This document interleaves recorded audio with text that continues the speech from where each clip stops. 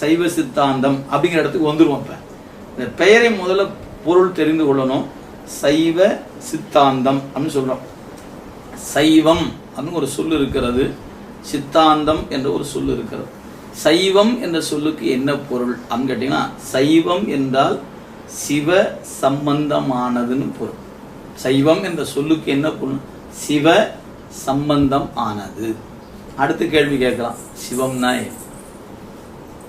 சிவம் அப்படின்னா என்ன? சிவம் என்றால் மங்களமானது. மங்களம்னா என்ன? அடுத்த கேள்வி. மங்களம் என்றால் இயல்பாகவே பாசங்களில் நீங்கி நிற்பது மங்களம். இப்படியும் பொருள் சொன்னோம்னா அடுத்த கேள்வி கேட்போமா இல்லையா? எது பாசம்னா என்ன? நீங்க கேள்வி பாருங்க.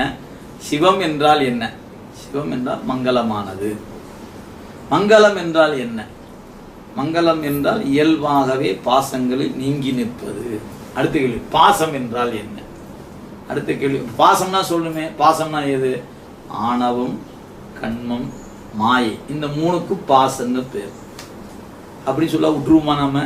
ஆணவம்னா என்ன, கண்மம்னா என்ன, மாயைனா என்ன, இந்த மூணுக்கு பதில் சொல்லணுமே. அப்ப சிவம்னு சொல்லி தொடங்கணும். அப்படியே அது கடைசியில எங்க நிக்குது? ஆணவம்னா என்ன, கண்மம்னா என்ன, மாயைனா என்ன பொருள் சொல்லணும். இப்ப இந்த மூணுக்கு தனித்தனியா பொருள் சொல்லணுங்க. மூன்று பொருள் பாசம் என்று பெயர். இப்ப நம்ம சைவ சித்தாந்தம் இவ்வாறு விரித்து சொல்லிக்கிட்டே வருது. இப்ப நம்ம முதல் சொல்லு மட்டும் வைத்துக் கொண்டா, சைவம் என்றால் சிவ சம்பந்தமானது என்று பொருள்.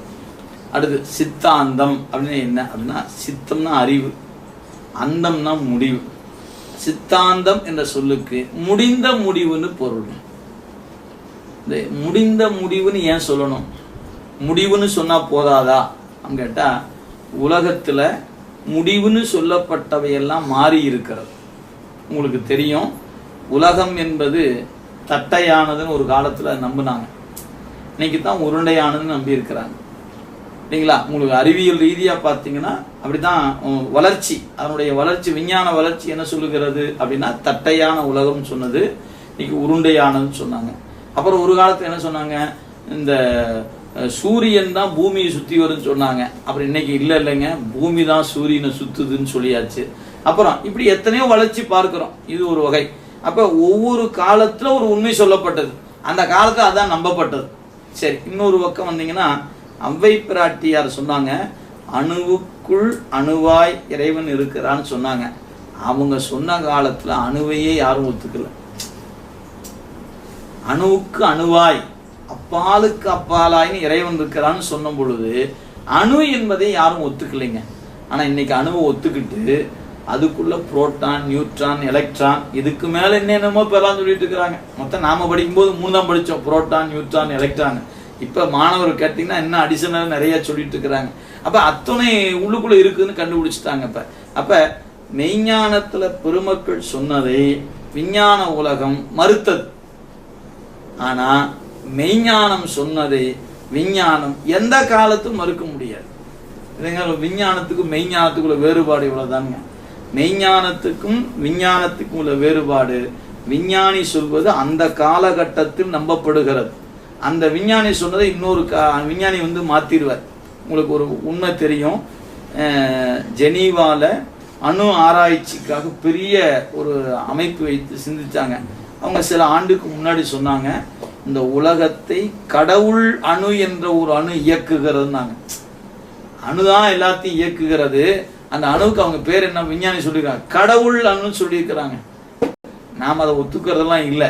ஆனா ஒண்ணு என்ன மகிழ்ச்சியுமா, அந்த அணுவுக்கே கடவுள்னு பேர் வச்சிருக்கான். மகிழ்ச்சி அது வரைக்கும்.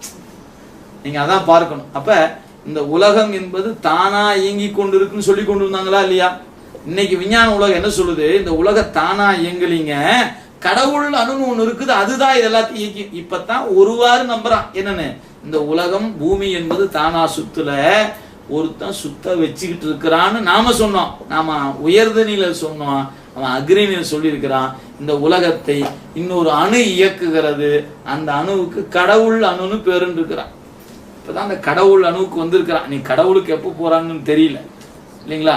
எனவே இது இயக்கத்தினுடைய அடிப்படை. எனவே விஞ்ஞான உலகம் இறைவனை காண முயன்று கொண்டிருக்கிறது. நீங்க பார்த்துட்டாங்கன்னு நினைச்சிடாதீங்க, முயன்று கொண்டு இருக்கிறார்கள். ஆனால் எந்த காலத்தும் காண முடியாது.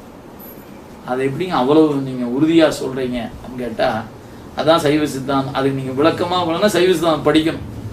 ஏன் அப்படின்னு கேட்டா, இறைவன் அருளால் காணப்படுகிற பொருள். அருள்னா அவனை காண பயன்படும். அருளை விடுத்து நீங்க வேற எந்த கருவியை கொண்டும் அவனை காண முடியாது. அதான் சிக்கல். இப்ப ஏன் நாமெல்லாம் காண முடியாம தடுமாறம் தெரியுங்களா? கடவுளை காண்பதுக்கு ஒரு கருவி கண்டுபிடிச்சு கொடுத்துட்டாங்கன்னா எத்தனை கோடி செலவானாலும் பரவாயில்ல வாங்கிக்கலாம். அப்படி ஒரு கருவி ஒருபோது கண்டுபிடிக்க முடியாது. ஏன் முடியாது அப்படின்னு கேட்டா, இறைவன் கருவிகளின் அறிவுக்கு அப்பாற்பட்டவர். அதைத்தான் உலகெல்லாம் உணர்ந்து ஓதற்கு அறியவன் தன். அந்த ஒரு வரிக்குள்ள இருக்குது. நான் சொன்ன பொருள் விளக்கம் அந்த ஒரு வரிக்குள்ள இருக்குது. நம்முடைய அறிவு கொண்டு அவனை காண முடியாது. என் அறிவால காண முடியும்னு ஏதாவது உதவி நாடி அதன் வழியா காணலாமான்னு கேட்டா காண முடியாது. ஏன்? அவையெல்லாம் அறிவற்ற பொருள். அறிவற்ற பொருள் அறிவுடைய இறைவனை ஒருபோதும் காட்டாது. இதுதான் சிக்கல். நீங்க அதுக்கு ஒரு உதாரணம் சொல்லுங்களேன் பார்க்கலாம் அப்படின்னு கேட்டா, உங்களுக்கு எளிமையான உதாரணம் சொல்றோம். இப்போ இந்த உடம்பு இருக்கிறது, உடம்புக்குள்ள எங்கேயோ கொஞ்சம் வலிக்குது. உடனே என்ன பண்ண, எம்ஆர்ஐ ஸ்கேன் எடுத்துங்க, சரியா பார்த்துருந்தேன். உடனே போய் கீழே படுத்தோம். அப்படியே உள்ள போய் அப்படி வெளியே வந்துச்சு. பார்த்தோன்னே அது எங்கெங்கெல்லாம் மார்க் பண்ணி காட்டுச்சு. பேப்பர் எடுத்து வச்சாங்க. சார் இங்கெங்கெல்லாம் உங்களுக்கு வலிக்குதா? ஆமாங்க, அங்கெல்லாம் வலிக்குது. சரி, என்னென்ன பிரச்சனைன்னு சொன்னாங்க. சரி, இந்த எம்ஆர்ஐ ஸ்கேனுக்குள்ள இந்த உடம்பு போய் வெளியே வந்துச்சு இல்லைங்களா? அந்த ஸ்கேனில் நீங்கள் டாக்டர் கேளுங்க, டாக்டர் இந்த உயிர்னு சொல்கிறாங்களே அது எங்கே டாக்டர் இருக்குது? தலையினுடைய இந்த தலைமுடி இருக்கு பாருங்க, முடியினுடைய வேர் எங்க இருக்குதோ அங்கிருந்து கால் வரைக்கும் ஸ்கேன் பண்ணுகிற அந்த கருவி எல்லாத்தையும் சொல்லுது. உயிர் எங்க இருக்குன்னு சொல்ல மாட்டேங்குது. ஏன்? அந்த கருவி அறிவற்ற பொருள். உடம்பு அறிவற்ற பொருள். அறிவற்ற பொருள் அறிவற்ற பொருளை தான் காட்டும். அறிவுடைய உயிரை காட்டாது. அறிவுடைய உயிரையே அது காட்டலினா உயிருக்குள் உயிரா இருக்கிற இறைவன் அது எங்கெங்க காட்டும். எனவே எந்த காலத்தும் கருவி வழியாக நீங்க இறைவனை காண முடியாது. இறைவனை காணணும்னு நினைச்சீங்கன்னா மணிவாசகர் சொல்ல மாதிரி அவன் அருளாலே அவன் தாழ் வணங்கித்தான் காணணும். அவன் தாழ் வணங்காமல் அவன் அருளை கண்ணாக கொள்ளாமல் வேறு வழியில் இறைவனை காண இயலாது. இதை சைவ சித்தாந்தம் அடித்து சொல்லுகிறது. வேறு வகையில அதாவது என்ன சொன்னா, ஏதாவது ஒரு வாய்ப்பு இருக்கிறதான்னு கேட்டா எந்த வாய்ப்பும் இல்லை. ஒரே ஒரு வாய்ப்பு, இறைவன் திருவருள் வழியாத்தான் அவனை காணலாம். இதை சொல்வது சைவ சித்தாந்தம் சொல்லுதுங்க. எனவே அந்த வகையில நாம் பார்க்கும் பொழுது இப்ப இதெல்லாம் நான் சொல்வதெல்லாம் ஒரு அடிப்படையான ஒன்று. இப்ப நம்ம சைவ சித்தாந்தம் என்ன சொல்லுகிறது அப்படின்னா, முடிந்த முடிவை சொல்லுகிறது. உலகம் சொல்லுகிற, விஞ்ஞானம் சொல்வது முடிவு சொல்லும். அந்த முடிவு ஒரு காலத்துக்கு மாற்றப்படும்.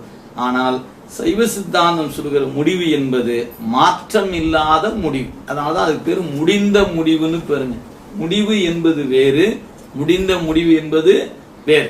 சைவ சித்தாந்தம் முடிந்த முடிவை சொல்லுகிறது. உலகியல் விஞ்ஞானம் என்பது முடிவை சொல்லுகிறது. அந்த முடிவில் நாளை எதிர்காலத்தில் மாற்றம் நிகழலாம். ஆனால் சித்தாந்தம் சொல்கிற முடிவு என்பது மாற்றமில்லாத முடிவு. இது சொல்லுக்கான பொருள். சைவ சித்தாந்தம் என்றால் என்னன்னு கேட்டா, சைவம் என்றால் சிவசம்பந்தமானது, சித்தாந்தம் என்றால் முடிந்த முடிவு என்று பொருள். சரி, இப்ப இந்த சொல்